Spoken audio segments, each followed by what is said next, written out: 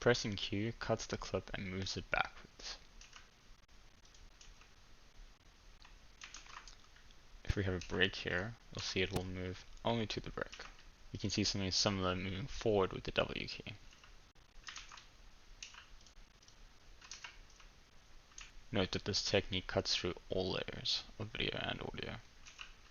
Pressing the D key will select the current clip and the current point in the timeline.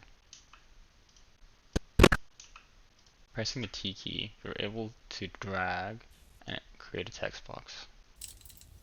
Pressing the V key will allow you to return to the selection tool. Pressing the C key will bring out the razor tool that will allow you to cut the clips. With the razor tool, holding a shift will cut through all layers. Pressing the A key will allow you to select all clips beyond and including the time at the cursor. While this tool is active, holding the shift key will allow you to select from only one row. Similarly, if you hold shift before clicking A, we'll do this tool in reverse. Similarly, holding shift will select one row. Hovering over the tools provides a reference to the shortcuts.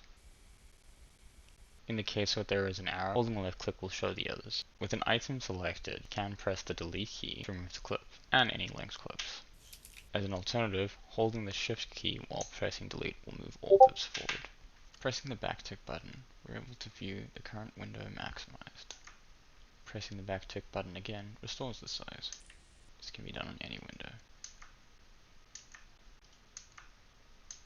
Pressing the L key will allow you to play forward. Pressing it again will allow you to play faster. Each time you press it, it will play a multiple faster. This resets each time it is paused, and similarly, each time the J key is pressed, it will move back faster. Pressing the K key in between will always pause, whereas pressing the spacebar will alternate between pausing and playing. If you observe a red bar, rendering needs to be completed. Pressing the Enter key will begin this process. Pressing the Enter key when no rendering needs to be done will begin the sequence at the start. Pressing or holding left and right arrow keys will allow you to move along the sequence. Pressing up and down will allow you to quickly jump between clips. Note that you can view other shortcuts or configure them yourself here.